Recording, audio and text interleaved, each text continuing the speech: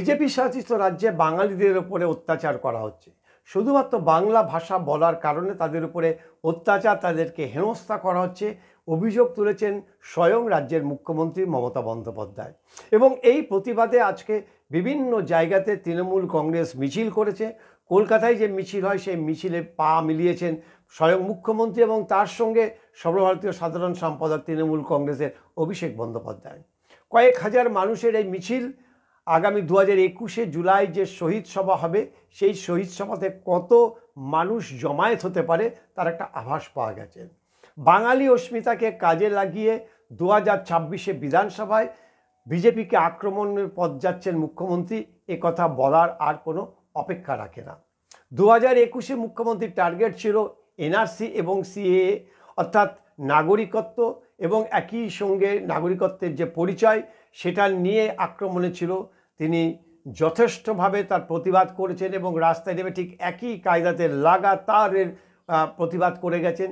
তার ফলস্বরূপ 2021 ব্যাপক বিপুল সংখ্যক আসনে জয়লাভ করেছেন। এবার 2026 এই বাঙালি অস্মিতাকে কাজে লাগিয়ে মুখ্যমন্ত্রী আবার এই কৌশলে বাজি মাত করতে চাইছেন। কিন্তু একটা প্রশ্ন উকি মারছে, এই যে বাংলা ভাষায় কথা বললেই কি এরা ভারতীয়? বাঙালি তো বটেই, কিন্তু এই বাঙালিরা কি তারা ভারতীয় নাকি তারা ভিন রাজ্যের? এই সমীক্ষা অর্থাৎ এই যে নির্বাচন কমিশনের যে সমীক্ষা, সেই সমীক্ষাতে কেন এত আপত্তি রাজ্যের শাসক দলের, এই প্রশ্নগুলো উঠে আসছে। আসামে মুখ্যমন্ত্রী হিমন্ত বিশ্ব শর্মা তিনি একেবারে পরিষ্কারভাবে জানিয়ে দিয়েছেন নাগরিকত্ব অর্থাৎ এনআরসি সার্টিফিকেট যাদের কাছে আছে, যারা বাংলা ভাষায় কথা বলবেন তাদেরকে প্রমাণ করতে হবে যে তারা ভারতীয়, আর না হলে তাদেরকে আইন অনুযায়ী যা আছে সেই ব্যবস্থা তিনি করবেন। একেবারে একদম পরিষ্কার, কোনো লুকো চাপার এখানে কোনো বিষয় নেই। প্রায় 12 লক্ষ বাংলা ভাষাভাষী মানুষকে বাংলাদেশে পাঠানো হয়েছে। আসামে যে ডিটেনশন ক্যাম্প, সেই ডিটেনশন ক্যাম্পে রাখা হয়েছে। এনআরসি প্রমাণ করতে পারেনি দেখে অনেককে এই রাজ্য থেকে বিতাড়িত হয়েছে। তার মধ্যে অবশ্যই আমাদের পশ্চিমবঙ্গের কিছু মানুষ আছে। শুধু আসাম সরকার না, বিভিন্ন রাজ্যে বাঙালি পরিযায়ী শ্রমিক যারা রয়েছে তাদেরকে আজকে কঠিন থেকে কঠিনতম এই পরীক্ষার সম্মুখীন হতে হচ্ছে। কারণ স্বরাষ্ট্র মন্ত্রকের যে খবর, সেই খবর অনুযায়ী প্রায় 70 থেকে 80 লক্ষ অনুপ্রবেশকারী মুসলিম সম্প্রদায়ের মানুষ, রোহিঙ্গা এবং অন্যান্য সম্প্রদায়ের মানুষ তারা ভারতবর্ষে বিভিন্ন জায়গাতে ছড়িয়ে পড়েছে। যাদের হাতে আধার কার্ড রয়েছে বা ভোটার কার্ড রয়েছে, তাদের হাতে নানা রকমের পরিচয়পত্র রয়েছে, যেগুলি পরিষ্কার একেবারে পশ্চিমবঙ্গ থেকে তারা সংগ্রহ করেছে বলে যখন তাদেরকে জিজ্ঞাসাবাদ করা হচ্ছে, সেই জিজ্ঞাসাবাদের মুখে প্রশাসনের কাছে তারা সেটা স্বীকার করছেন। আর এখান থেকেই বেঁধেছে গোল মানে গোলযোগ, যেটা মেনে নিতে পারছে না রাজ্যের মুখ্যমন্ত্রী। কারণ এই পরিযায়ী শ্রমিকরা যখন ভোট হয় তখন রাজ্যে চলে আসেন এবং সেখানে এসে তারা ভোটটা দেন। এদের একটা মেজর পার্সেন্ট ভোট তৃণমূল কংগ্রেসের ভোট ব্যাংক হিসাবে ব্যবহৃত হচ্ছে গত 1 দশক ধরে। গত 1 দশক ধরে স্বরাষ্ট্র মন্ত্রক বারবার করে জানাচ্ছে যে প্রচুর পরিমাণে ভুয়ো ভোটার পরিচয়পত্র তারা সংগ্রহ করেছে এই পশ্চিমবঙ্গ থেকে। 2012 সালের তৎকালীন সরকার তারা জানিয়েছিল প্রায় 2 কোটির মতো মাইগ্রেন্ট অর্থাৎ এই অনুপ্রবেশকারী এই পশ্চিমবঙ্গে বসবাস করছে। যদিও সংখ্যাটা অতিরঞ্জিত বলে মনে করা হচ্ছে, কিন্তু তার থেকে কোনো অংশে কম নয়। ফলে এরকম একটা পরিস্থিতিতে বাঙালি অস্মিতাকে কাজে লাগানোর চেষ্টা করছেন রাজ্যের মুখ্যমন্ত্রী। এই নিজের রাজ্যে, যেখানে ভিন রাজ্যের কথা বাদ দিন, নিজের রাজ্যে বাঙালি নিজের অস্তিত্ব নিয়ে লড়াই করছে, যুদ্ধ করছে। পথে ঘাটে হিন্দিভাষী মানুষের হাতে বাঙালিদের অপমান, লাঞ্ছিত হতে হচ্ছে। সরকার কেন তখন চুপ থাকেন? বাংলা ভাষায় কথা বললে ইংরেজি মাধ্যম স্কুলগুলিতে শাস্তি পেতে হয়, সরকার কেন চুপ করে থাকেন? কেন বিভিন্ন জায়গাতে বাংলা ভাষায় সাইনবোর্ড লেখা হবে না, পশ্চিমবঙ্গে বাংলা ভাষায় কেন সাইনবোর্ড লেখা হবে না, এরকম একটা পরিস্থিতি কেন তৈরি হবে?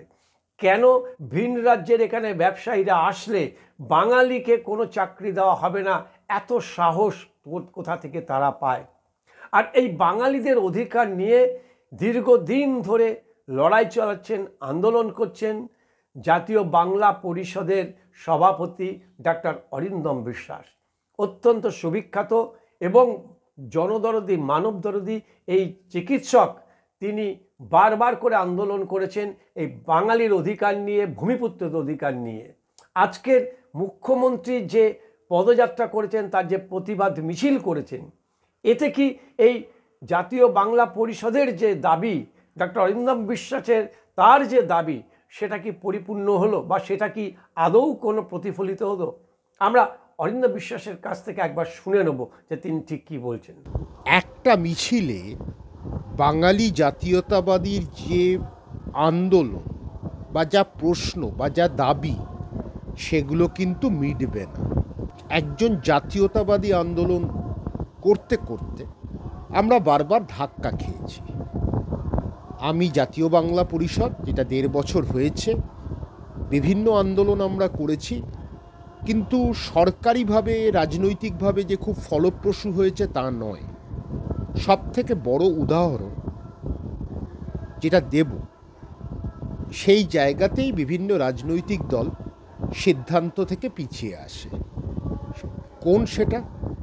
সেই সিদ্ধান্ত হচ্ছে বাংলাটাকে সরকারি পরীক্ষায়, বেসরকারি পরীক্ষায় বাংলায় পশ্চিমবঙ্গে যা যা হচ্ছে সেটা বাধ্যতামূলক করা হয়নি। তো বাংলাটা বাধ্যতামূলক যদি না হয়, আমাদের স্থানীয় ছেলে মেয়েরা চাকরিটা কোথায় পাবে? আজকে গুজরাটে দেখুন, সেখানে কয়েক নম্বরের গুজরাটি বাধ্যতামূলক। গুজরাট হাইকোর্ট হিন্দিটাকে বহিরাগতদের ভাষা বলেছে। মহারাষ্ট্রে নিজস্ব ভাষা আছে, সেখানে পরীক্ষা দিতে হয়, তাহলেই সরকারি চাকরি পাওয়া যায়। আর বিভিন্ন রাজ্যে, দক্ষিণের কথা ছেড়েই দিলাম। তো আমরা কোথায় যাব? আমাদেরকে কোন দিকে ঠেলে দেওয়া হচ্ছে? সুতরাং এই মিছিল জাতীয়তাবাদীর মিছিল বা জাতীয়তাবাদী উদ্দেশ্যে মিছিল এটা নয়। এতে একটা মিছিলে সবটার ফল পাওয়া যাবে না, কিন্তু আমরা আশা রাখি এই মিছিল বিভিন্ন সময় হবে, বিভিন্ন দাবি উঠবে এবং দাবিগুলো পূরণ হবে। বাংলাটা বাধ্যতামূলক করা হবে বিভিন্ন পরীক্ষায়, তাহলেই কিন্তু বাংলার প্রতি মানুষ অনুরক্ত হবেন এবং বাধ্য হবেন। আসল কথাটা বলি, বাস্তব এটাই, অভিভাবকরা বাধ্য হবেন পড়াতে। কারণ এটা না করলে পরবর্তী ক্ষেত্রে যারা MA বাংলা করছে তারা আর শিক্ষক হতে পারবেন না। শিক্ষকের যে জায়গাগুলো এমনি কম, আরও কমে যাবে বা বন্ধ হয়ে যাবে। সুতরাং আমি যে খুব উৎসাহিত হয়েছি তা নয়, বাস্তব এটাই, যেদিন বাঙালির দাবিগুলো পূরণ হবে সেই দিন আমরা বলবো মিছিল সার্থক হয়েছে। মিছিল থেকে যদি সেই বার্তা আসতে থাকে, তাহলে বুঝবো রাজনৈতিক উদ্দেশ্য সার্থক হয়েছে। তা না হলে কিন্তু লোক দেখানো মিছিল যদি হয় বা বাঙালি বাঙালি হয়, তাহলে বুঝবো ভোটের স্বার্থে এই মিছিল হচ্ছে। সুতরাং খুব যে আশা জাগিয়েছে আজকের মিছিল তা নয়, কিন্তু ভবিষ্যতে এটাই আশা রাখি, জাতীয়তাবাদী আন্দোলনের যে গতি যেরম বাড়বে, যে সরকারই থাকুক না কেন, তারা বাঙালির কথা বুঝবে, বাঙালির কথা ভাববে। এইটুকুই বলব। দেখুন, ভোট আসবে, ভোটে কোনো না কোনো দল জিতবে, এ ব্যাপারে কোনো সন্দেহ নেই। হয়তো 2026-এ তৃণমূল কংগ্রেস আরও বেশি সংখ্যক আসন নিয়ে তারা জিতে আসতে পারে।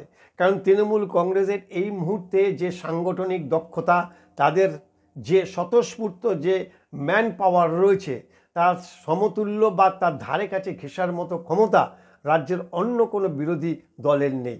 কিন্তু তৃণমূল কংগ্রেস এই চতুর্থবার 2026-এ যদি সরকার ক্ষমতা আসেও, তাতেও কি আমাদের বাঙালি বা বাংলার আদৌ কোনো লাভ হবে? এই প্রশ্নটা কিন্তু উকি মারছে। কারণ দেশের বিভিন্ন প্রান্তে ছড়িয়ে ছিটিয়ে থাকা বাঙালিরা কিন্তু খুব একটা স্বস্তিতে নেই। পশ্চিমবঙ্গে যেভাবে বিভিন্ন জায়গা থেকে মায়ানমার, নেপাল, বাংলাদেশ ইত্যাদি থেকে এখানটায় তারা এখানে আশ্রয় নিচ্ছে বা অনুপ্রবেশকারীরা এখানটায় নাগরিকত্ব নিচ্ছে, তাদের যথেষ্ট বিরক্ত রাজ্যের বিভিন্ন অঞ্চলে ছড়িয়ে ছিটে বাঙালিদের ওপরে। এমনকি পাকিস্তানের গুপ্তচর, বেশ কয়েকজন গুপ্তচর এই পশ্চিমবঙ্গে তাদের এই পরিচয়পত্র এখান থেকে তারা সংগ্রহ করেছেন বলে যাদের গ্রেপ্তার করা হয়েছে তাদের কাছ থেকে জানতে পেরেছে এনআইএ। একের পর এক ঘটনায় বারবার করে প্রমাণিত হচ্ছে যে পশ্চিমবঙ্গ এই ধরনের যারা সন্ত্রাসবাদী বা এই ধরনের যারা কার্যকলাপ করে, সন্ত্রাসবাদী কার্যকলাপ করে, তাদের আস্তানা। এই অনুপ্রবেশ করে এখানে সীমান্ত অঞ্চল দিয়ে অনুপ্রবেশ করে তারা পশ্চিমবঙ্গে বিভিন্ন গ্রাম থেকে গ্রামান্তরে গিয়ে যে সমস্ত পঞ্চায়েত সদস্য বা পঞ্চায়েত মেম্বার আছে তাদেরকে কোনোভাবে হাত দিয়ে বা বিভিন্ন অ্যাঙ্গেল থেকে চ্যানেলের মাধ্যমে তারা এই ভোটাধিকার লাভ করছেন, নাগরিকত্ব নিচ্ছেন এবং বলার অপেক্ষা রাখেন এই পুরোটাই তার লাভ বা ফায়দা তুলছে তৃণমূল কংগ্রেস। আর সেই কারণেই কি মুখ্যমন্ত্রী নড়ে চড়ে বসেছেন যে নতুন করে নির্বাচন কমিশন যে সমীক্ষা শুরু করেছে সেই সমীক্ষার ফলাফল দেখে।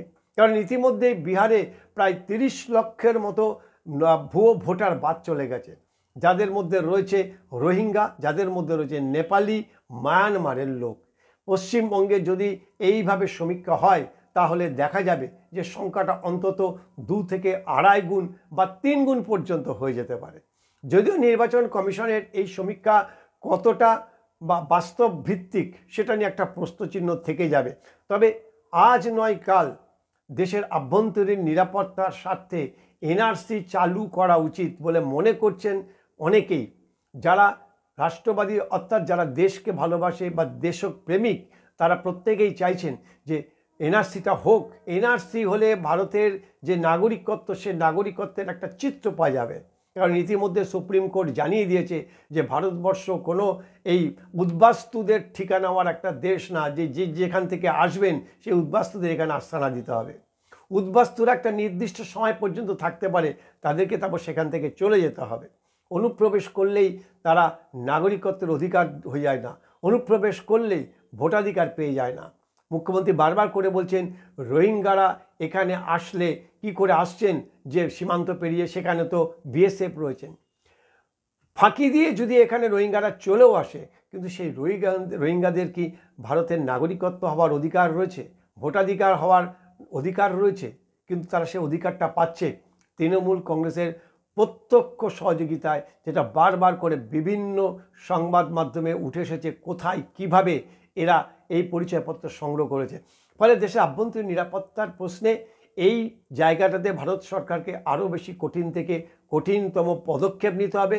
এবং যেহেতু ভারতের পশ্চিমবঙ্গ একটা অঙ্গরাজ্য, তাকেও কিন্তু এই ভারতের কেন্দ্রীয় সরকারের যে প্ল্যান অর্থাৎ যে পরিকল্পনা, তাদের যে প্রকল্প রয়েছে বা তাদের এই যে একটা চিন্তাভাবনা রয়েছে, তার সঙ্গে তাদেরকে সহযোগিতা করতে হবে। কারণ নির্বাচন কমিশন পশ্চিমবঙ্গ সরকার না, নির্বাচন কমিশন কিন্তু ভারত সরকারের অধীন একটা একেবারে বলতে গেলে যেটা বোঝায় নিজস্ব একটা তাদের দপ্তর। এই স্বয়ংশাসিত দপ্তর তারা কি সিদ্ধান্ত নেবে সেটা একমাত্র তারাই ঠিক করতে পারে।